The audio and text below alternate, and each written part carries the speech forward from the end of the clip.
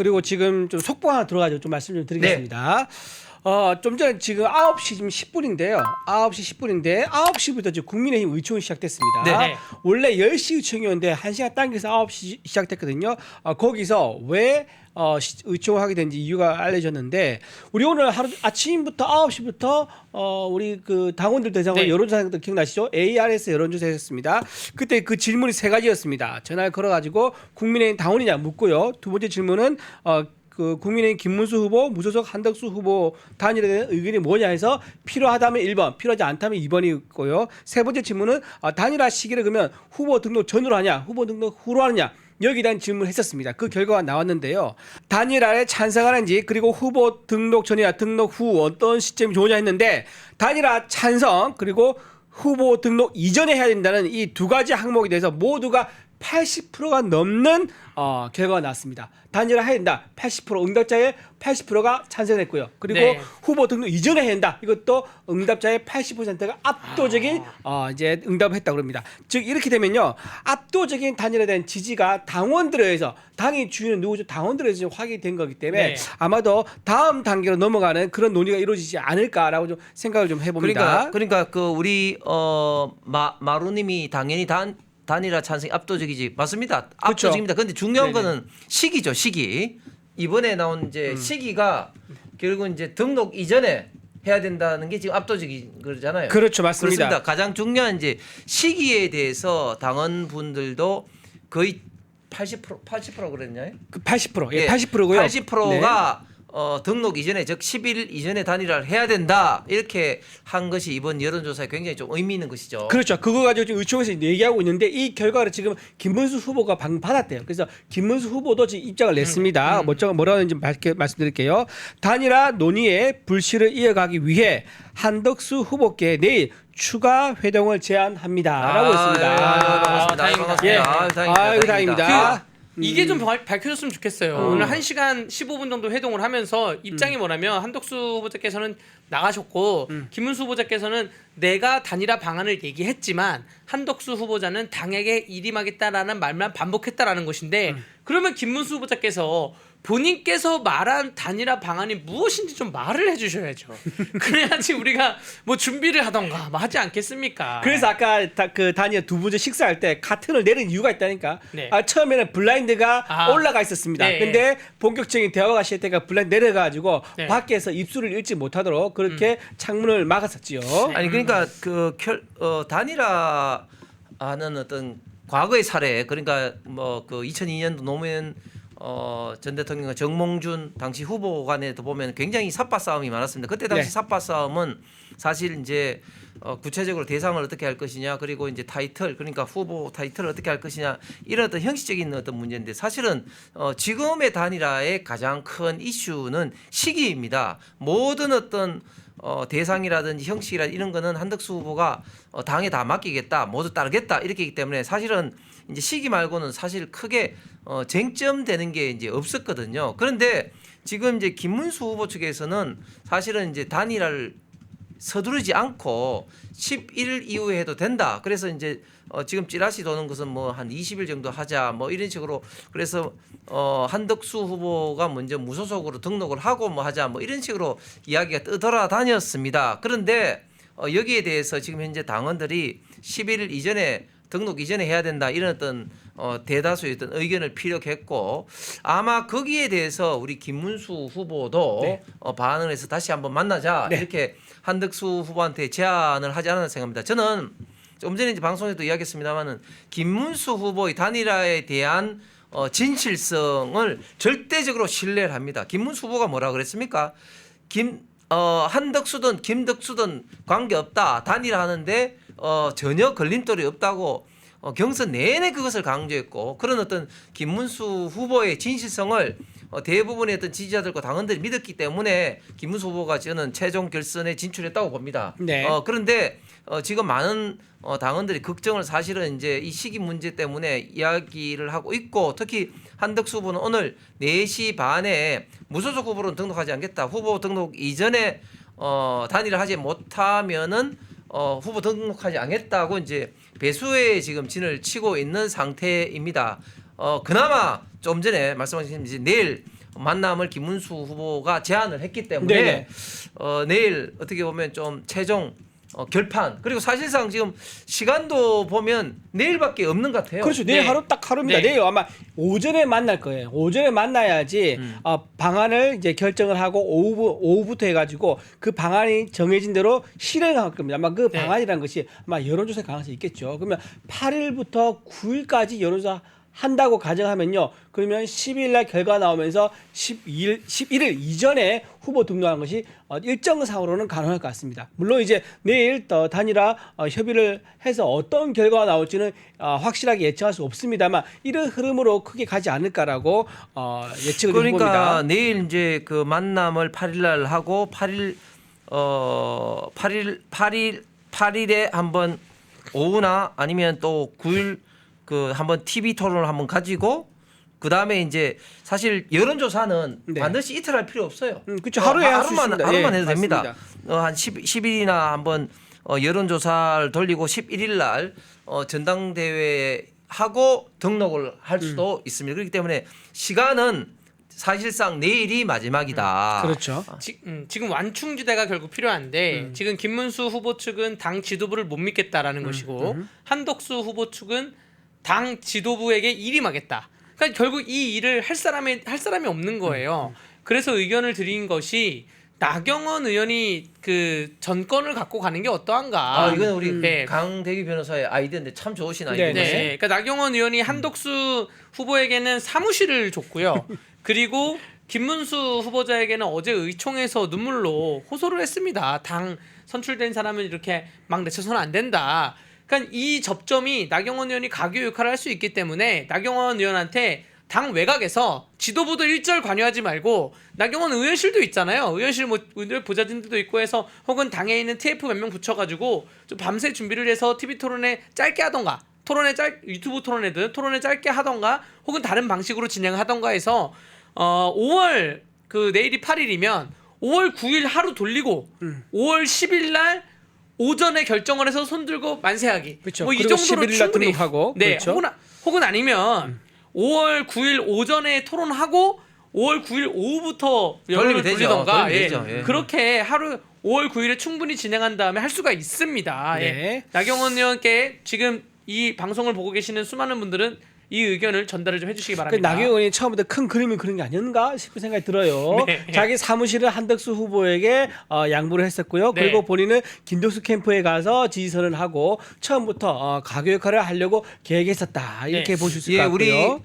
우리 댓글에서도 많은 분들이 나경원 의원님 하는 것에 대해서 지지를 하고 네. 있는 것 같습니다. 저도 오늘 방송을 마치고 나경원 의원과 통화를 좀 하고 해서 강력하게 좀 네. 뭐 권유도 하는데 이렇습니다. 사실 우리가 이렇게 단일화를 강력하게 이제 요구를 하는 이유도 결국은 지금 우리가 싫든 좋든 현실은 이재명 후보가 여론조사상으로 많이 지금 앞서고 있습니다. 우리가 어쩔 수 없는 어느독 입장입니다. 그렇기 때문에 우리가 조금이라도 승리 가능성을 높이기 위해서는 한덕수, 김문수, 한덕수 후보 간의 아름다운 경선을 통해서 각각이 갖고 있는 어떤 장점을 좀 모아서 시너지 효과를 일으켜서 이것을 통해서 조금 뭐 1% 2%라도 올리는 것이 저희들은 필요하기 때문에 이런 어떤 아름다운 후보 어떤 단일화를 이야기를 하고 있는 것입니다. 만약에 단일화를 하지 못하고 특정인이 그냥 주저앉는다 그러면 사실은 굉장히 불행이고 그것은 우리가 역사 앞에 죄를 짓는 것이다. 이재명에게 우리가 정권을 갖다 바치는 거고 우리 대한민국의 사실상 어떤 미래를 우리가 진짜 장담할 수 없는 좌파 독재 포퓰리즘 어떤 정부를 우리 스스로 만들어 주는 겁니다. 그렇기 때문에 지금은 모든 분들이 자기 어떤 욕심을 내려놓고 이 단일화에 저는 임해야 된다고 보고 저는 김문수 후보도 한덕수 후보도 아마 동일한 마음이시라고 생각을 합니다. 그렇기 때문에 꼭 내일 두 분이 만나서 이렇게 대부분의 당원들이 염원하는 등록 이전에 단일화에 전격적으로 합의를 해 주시기를 간곡하게 부탁드리면서 만약에 단일화만 되면 저는 어떻게 보면 전화위복이 되는 거예요. 왜? 이런 어떤 시너지 효과가 나는 가장 극적인 거는 이게 될까 말까 이렇게 좀 기대 심리를 이렇게 막 궁금하게 만들고 이런 가운데 전격적으로 단일화가 되면 그게 컨벤션 효과로 저는 직결이 된다고 보고 만약에 된다면 우리가 이재명 후보 충분히 한번 성부를 좀 걸어볼 수 있는 그런 어떤 구도가 만들어질 수 있을 것 같습니다. 저는 내일 아침에 만나실 것 같고요. 만나셔서 아마 이런 얘기가 오갈 것 같습니다. 공동 정부에 대한 얘기가 오갈 것 같아요. 우리 둘 중에서 누가 한 명이 단일화 되더라도 대통령을 하고 한 명은 책임 총리제를 해가지고 대통령은 이제 외교, 안보, 국방에 대한 권한을 가져가고 상징적인 대통령이 되는 거죠. 그리고 내부에 내치는 총리가 가져가서 예를 들면 행안부 장관 임명이라든가 국토부 장관 임명 등등 몇 명의 장관에 대해서 총리가 장관을 임명할 수 있도록 이렇게 권한을 나누는 거죠. 그렇게 해서 좀 더 효율적으로 정부를 운영할 수 있는 방안. 그러니까 공동 정부에 대한 어떤 합의가 이루어진다 그러면 내일 단일화가요. 누가 대통령이 되든 누가 단일화 되든 그게 무슨 관계가 있겠습니까? 그 공동 정부에 대한 우리 합의에 의해서 이재명 후보와 싸워서 이길 수 있다 그러면 그거야말로 제일 좋은 거 없는 거죠. 그래서 단일화의 어떤 그 내용은 공동 정부에 대한 얼마만큼의 공감대와 협의 그리고 거기에 대한 약속 이행 능력 거기에 다 달려 있다 저는 그걸 봅니다. 어쨌든 신중하게는 좀 봐야 되는 사실은 또 그런 식으로 이야기를 하면 근데 너희들끼리 다 해먹냐 이런 비판이 있을 수 있죠. 제가 예.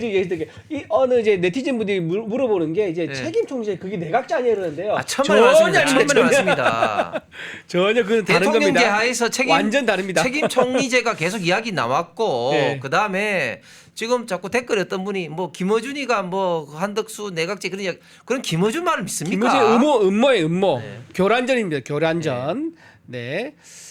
자, 그 책임 총리 옛날부터 DJ 때부터인가 그 얘기 나왔었고 노무현 정부 때 책임 총리 얘기 나왔었죠. 그때 DJP 연합할 때도 그때 그죠. JP에게 책임 총리제를 해서 책임 총리제가 어떤 의미냐면 사실상 내각을 총괄할 수 있도록 특히 몇몇 장관의 어떤 사실상의 어떤 임명권도 준다 그런 어떤 의미가 책임 총리지 전혀 내각제와는 내용이 다른 건데 이걸 가지고 내각제로 하시면 좀 곤란할 것 같습니다. 내각제는 국회 해산을 하고 다시 국회를 뭉치고 이런 게 그렇죠. 내각제잖아요. 책임 총리제는 이원집 정부제와 조금 비슷하다고 비슷하죠. 할 수가 비슷하죠. 있습니다. 예, 대통령은 프랑스처럼. 책임 총리제는 대통령제 하에서 대통령은 외치를 들고 이 총리에 대해서 좀 더 권한을 많이 주는 것을 나눠주는 거죠. 조금. 책임 총리제를 하는 건 내각제와는 완전히 다른 그런 어떤 상이라는 거 다시 한번 강조를 드리고 이것을 자꾸 민주당이 이런 어떤 프레임에 우리가 놀아나면 절대 안 됩니다. 그렇죠. 아까 무속 프레임도 그렇고 때로는 보면 민주당 측에서 자꾸 공격하는 것을 마치 우리 진영에서도 그것이 사실인 것처럼 우리 윤석열 대통령과 김건희 여사에 대해서 얼마나 그렇습니까? 그런데 그런 것들이 사실로 드러난 것보다도 거짓으로 드러난 것이 훨씬 많은데도 민주당이 그런 어떤 부분에 대해서 사과 한마디 했습니까? 그럼요. 그러니까 이런 어떤 좌파들이 전형적인 선전선동 아니면 말고식 이런 어떤 공격의 프레임에 우리 스스로 이렇게 놀아나서 도저히 안 된다. 그렇게 다시 한번 강조를 좀 드립니다. 예, 강대 변호사. 네, 저의 지금 저의 힘내라 대한민국 말씀을 드리겠습니다. 많은 분들이 단일화에 관심을 갖고 계시는데 사실 이 단일화 그러니까 이재명의 사법 리스크와 또 우리 국민의힘의 단일화 문제 때문에 우리가 꼼꼼히 봐야 되는 많은 기사들이 묻히고 있어서 힘내라 대한민국으로 제가 준비한 거는 제가 영상이나 자료화면을 준비한 건 아니고 체코 원전에 대한 문제를 지금 준비했습니다. 무엇이냐 하면 체코 원전에 대해서 우리 윤석열 정부 때 협상을 잘 해가지고 공모의 지원을 잘 해서 한수원이 우선 협상 대상자가 됐습니다. 그게 오늘 사인을 하는 날이에요. 오늘 계약을. 이게 26조의 수익입니다. 우리 이준우 대변인님이 지난 방송에서 말씀하셨듯이 단일 수출 계약으로는 가장 많은 수출이 원전인데 이 원자력 발전소에 대해서 26조에 대해서 사인을 오늘 하는 날인데 어제 갑자기 프랑스에 있는 원전 회사에서 야 이거 우리도 약간 우선 협약자 줘야 되는 거 아니야? 대한민국이 우선 협약 준 거 좀 문제 있는 거 아니야? 라고 해서 체코 법원에다가 가처분 신청을 했어요.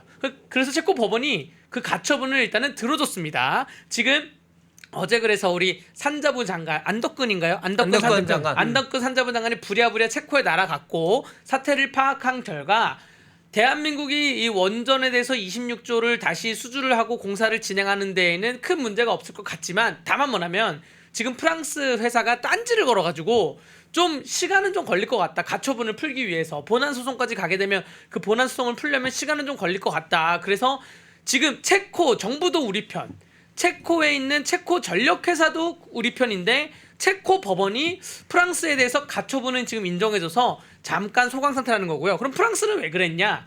프랑스가 2023년도에 2022년도에 폴란드 원전 수주도 뺏겼어요. 그러니까 이 체코마저 뺏기게 되면 유럽 시장에서 프랑스가 다 뺏기게 될까봐 프랑스 회사가 체코 법원에다가 대한민국한테 주지 말라고 소송을 건 거예요.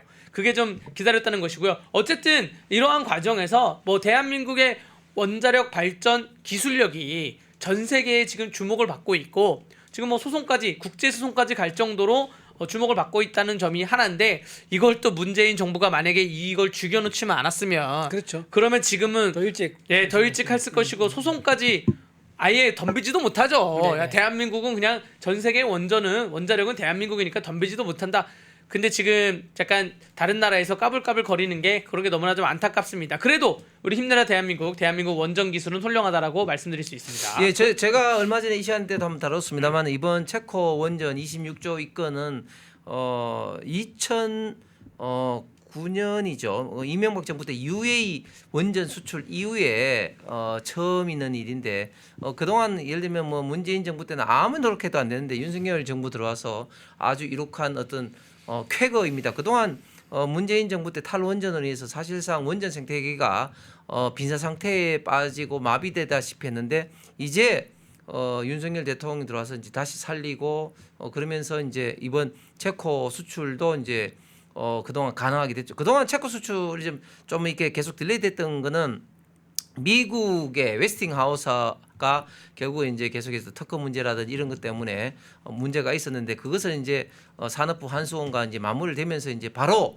이제 계약 발표를 하고 계약 직전까지 갔는데 이번에 이제 프랑스 회사였던 가처분 인것 때문에 잠시 이제 중단이 되었습니다. 그래도 곧 이 문제는 이제 풀릴 거라 보고 결국 어떤 정부가 일을 하느냐에 따라서 우리 대한민국의 이런 어떤 구군 그리고 관련된 산업이 이렇게 달라진다는 것을 특히 이 원전 산업을 통해서 우리가 절실히 잘 느낄 수가 사실은 있습니다. 지금 마지막으로 지금 이제 단일화에 관련해서 많은 분들이 지금 이제 관심을 갖고 있고 저희들 역시 지금 초미의 관심을 갖고 있습니다. 그런데 조금 전까지만 하더라도 6시 미팅이 빈손으로 끝나가지고 네네. 참 걱정을 사실은 많이 했는데 조금 전에 이준 대변인이 말했던 우리 김문수 후보가 또 내일 만나기로 그렇게 했다는 것을 봐서는 이제 좀 처음 시작했을 보다는 많은 좀 희망이 보이는 것 같아서 다행입니다. 예, 지금 추가적인 보도가 나오는데요. 당원 조사 결과 정확한 퍼센티지가 나왔습니다. 단일화 필요하다. 라고 응답한 사람이 전체 응답자가 21만 2천 명 정도 되고요. 그게 82.82%입니다. 82.82%. 그런데 단일화 시기가 후보 등록 이전에 해야 된다고 훨씬 더 높아요. 86.7%. 86.7% 거의 90% 육박하죠. 압도적으로 후보 등록 이전. 그러니까 5월 11일 이전에 무조건 단일화 해라라는 당원들의 압도적인 이제 의견이 나왔다는 것을 말씀드리는데 아마 이 결과를 받은 이제 김문수 후보 입장에서도 야 이거는 내일 당장 만나겠다라는 그런 또 어떤 계기가 되지 않았을까 싶습니다. 예, 우리 네. 김문수 후보와 네. 한덕수 후보의 진심을 믿습니다. 왜냐하면 네. 두 분 다 정말 우리 대한민국과 자유파를 사랑하고 큰 어른으로서 지금 이재명이라는 희대의 범죄자가 대통령이 돼서는 안 된다 이런 것을 두 분 다 강력한 어떤 신념을 갖고 지금 임하기 때문에 그런 어떤 진심은 저는 결국은 통할이라고 보고 만약에 그렇지 않으면 우리 국민의힘은 물론이고 두 분 다 역사패 재인이 될 수가 있다 그렇게 생각합니다. 그리고 특히 캠프에 있는 분들은 이런 두 분이 어떻게 하든지 단위가 될 수 있도록 진짜 조언해 주시고 각각 캠프에 있는 분들의 어떤 사심이 작동을 해서 조금이라도 단일화에 걸림돌이 되거나 서로가 서로를 헐뜯는 그런 어떤 요소로 해서는 절대 안 된다고 봅니다. 마지막 마무리하기 전에 이쯤에서 이거 한번 말씀드려야 될 것 같아요. 네. 저희가 이렇게 아래를 보고 있는 이유는 여기에 댓글이 보입니다. 네, 그래서 이 많은 분들이 왜 카메라 안 보고 자꾸 네. 아래를 보고 얘기하는 여기 댓글이 있어가지고 저희가 말씀을 드리는 겁니다. 네, 마무리. 오늘도 정말 그 다이내믹한 어떤 소식을 전해드렸습니다. 우리 시청자 여러분들께서 좀 마음이 좀 답답한 부분도 있고 참 걱정스러운 면도 많으실 겁니다. 저희들도 마찬가지입니다. 그러나 끝까지 우리가 최선을 다할 때 이재명 정부를 우리가 막을 수가 있습니다. 끝까지 용기 잃지 마시고 우리가 할 수 있는 일을 최선을 다해야 될 겁니다. 지금은 단일화만이 가장 중요한 것이고 특히 우리 쌈총사의 구시탈이 미력 하나마 단일화에 최선의 노력을 다하고 특히 이재명 후보의 문제점을 계속해서 드럼통에 던질 수 있는 방송 그리고 우리 시청자 여러분들께 그런 정보를 드리는 방송이 될 수 있도록 노력하겠습니다. 이것으로 오늘 방송을 마치겠습니다. 쌈총사의 구시탈 고맙습니다. 고맙습니다. 펜앤마이크에서 추천하는 영상도 보고 가세요. 다른 영상도 즐기시려면 구독 버튼을 꼭 눌러주세요.